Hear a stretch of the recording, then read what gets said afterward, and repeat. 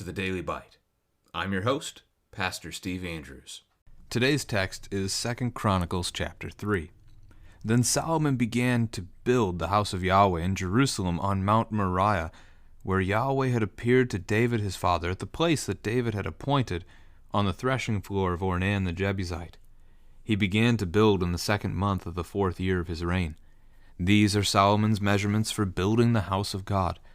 The length in cubits of the old standard was 60 cubits, and the breadth 20 cubits.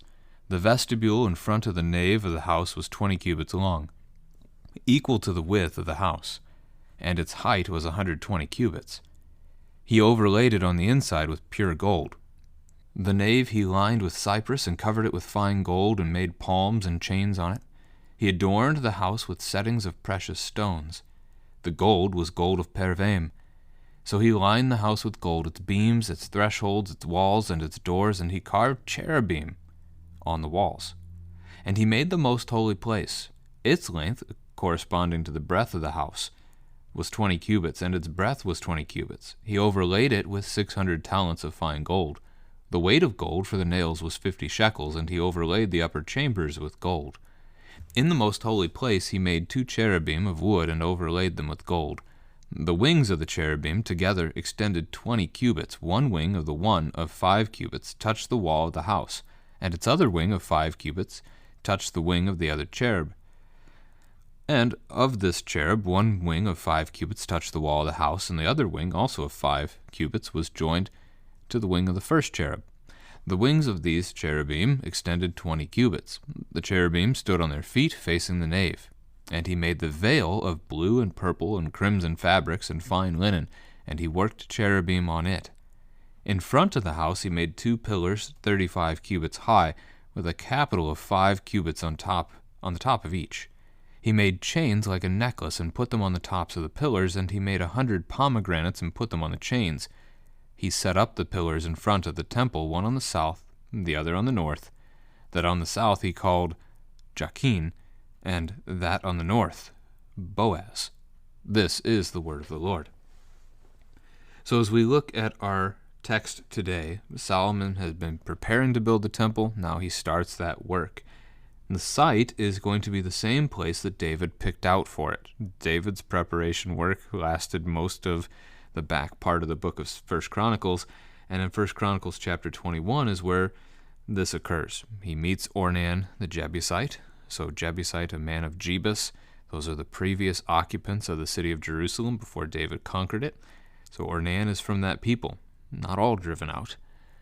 He was on his threshing floor working when the angel of Yahweh appeared to him, scared him, and David is told by the angel to meet Ornan there and to build an altar to God there that would be used as part of ending the plague that had come upon God's people because of David's census. So at the beginning of chapter 22 is where David sets that site aside for the place to build the temple for his son Solomon.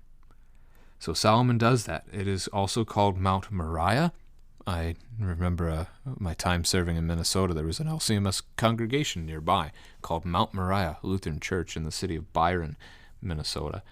So not a phrase that you see all that commonly, as it officially only occurs here.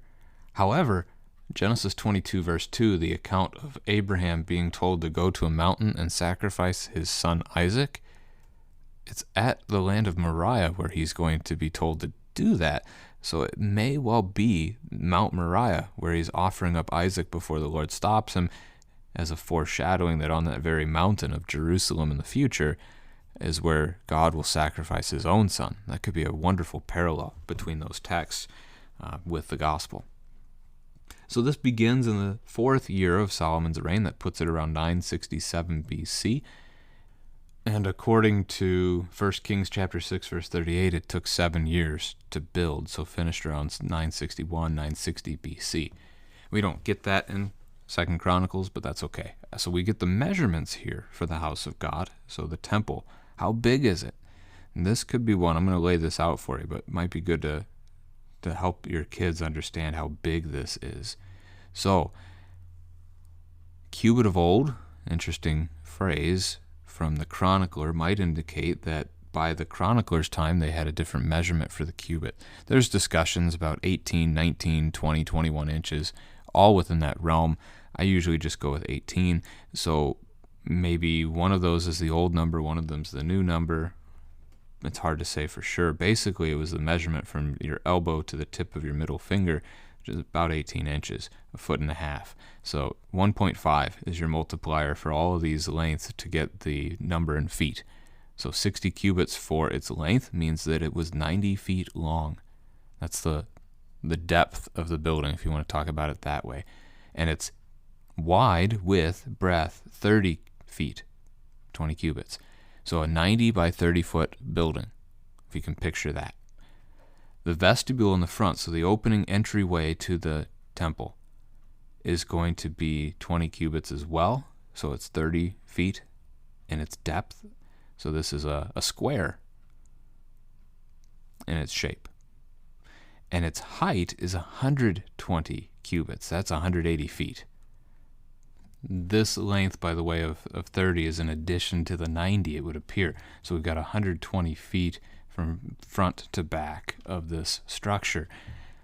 And he overlays the inside with pure gold. 180 feet tall. So again, find a local building if you can, a skyscraper in your community that matches about that height, and show it to your kids and just say, can you imagine this whole building covered in gold? That's the kind of picture. Can you imagine walking into such an entry? Just to the overwhelming response that you would have to such a picture. And this is how the disciples respond in the New Testament era, even though that temple is not as fine as Solomon's is. It's a new one. But Mark 13:1, they came out of the temple. One of the disciples said to Jesus, "Look, teacher, what wonderful stones, what wonderful buildings." Just imagine being so struck by this beautiful structure. So the nave is going to be made out of cypress, covered in gold. So the nave is going to be that inner space now. The nave, so you've got the 90-foot interior. It's going to be divided into two spaces, 60 and 30. The 30 will be the most holy place. The nave referring to, I believe, then the 60 remains. And he decorates it. So not only is it covered in gold, but he also makes palms and chains. You might not know exactly what the referent is there to what those look like. Might not be able to sketch you a picture. Okay, in fairness, I couldn't sketch you a picture anyway. Not that talent. But we get the idea that there's decor. This isn't just plain. Palms might remind us of Palm Sunday as Christians. The waving of palms for your king, which fits as well. Chains, a little different. They're described as necklaces here in the text as well. Hard to say if there's a meaning to those or not. Covered in precious stones as well. The gold is from Parvaim, which is another name for Ophir, which is to the southeast of the place of Jerusalem, down on the eastern side of the Red Sea. So everything's lined with gold. The beams of the house, the thresholds, so the doors, the walls, everything. And he carved cherubim, angels, on the walls. So you have these beautiful different decorations all over the place. And then he makes the most holy place. It's going to be, I would say, cubic. The original one in the tabernacle is cubic. This one's square, at least, as it's 20 cubits wide and deep. That's 30 feet in each direction. And he overlays it with fine gold, 600 talents. A talent's 75 pounds. So that ends up being 45,000 pounds worth of gold. And then gold is even used for the nails instead of like steel or iron. Overlays the chambers, upper chambers with gold as well. So there are rooms up above. There are rooms all over the place in the temple eventually too. In the most holy place, 2 cherubim of wood that are then covered in gold. So these are 2 angels, but they're not going to be little guys. These are huge statues of angels that are going to have wings that extend from one side of the room to the other. So if you can picture basically 2 angels standing side by side on the back wall. So you've walked into the most holy place, which only a high priest can do. You and I would never get to do this. But as you look into that room, up against the back wall, kind of centered from each other, so you'd have gap, angel, gap, angel, gap. You have these two facing you, and they're facing the temple, the nave, and their wings are spread out. And their wings touch each other in the middle, which would be where they'll place the throne of God, the ark. And then the other wing touches the wall. So wall-to-wall angel here is the picture. 5 cubit per wing, that's 7.5 feet each. And then, verse 14, we get the veil.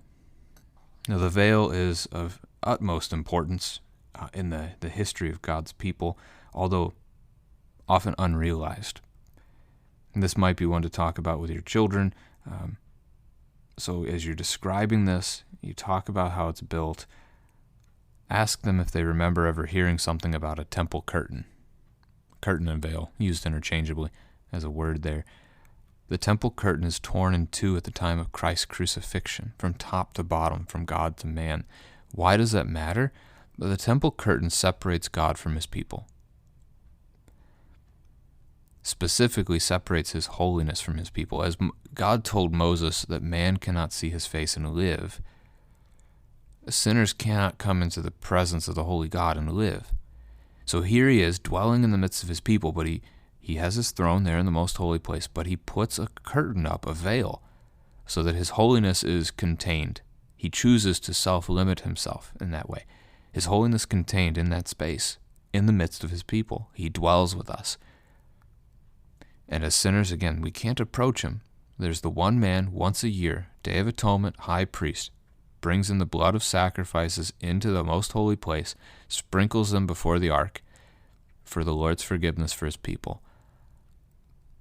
That's it. I mean, even historically, the tradition, the belief is that they would tie a rope around the priest's ankle as he went in case he didn't come out.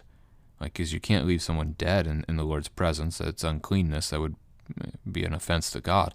But if the high priest sinned against the Lord in his presence and the Lord struck him down for it, they feared that. So apparently tradition is, again, tying the rope around his foot so they could pull him out if they needed to. The holiness of God is on display in that. So the thing about the temple curtain being torn in two from God to man, top to bottom, at the crucifixion of Jesus is what Jesus did for us. We can now come into the presence of the holy God and live. Why? Because we're holy. Because Christ's death on the cross, his sacrifice, his shedding of blood, removes our sins from us. We're clean. This is good news, fantastic good news. That's one your children will probably not be able to put together themselves, the whole meaning behind the temple curtain. But it's huge in the history of God's people. The sins of the world have been taken away. Unfortunately, there are those who seek to take them back and cling to their sins rather than trust in the forgiveness that's already won for them on the cross, on Mount Moriah, on Calvary.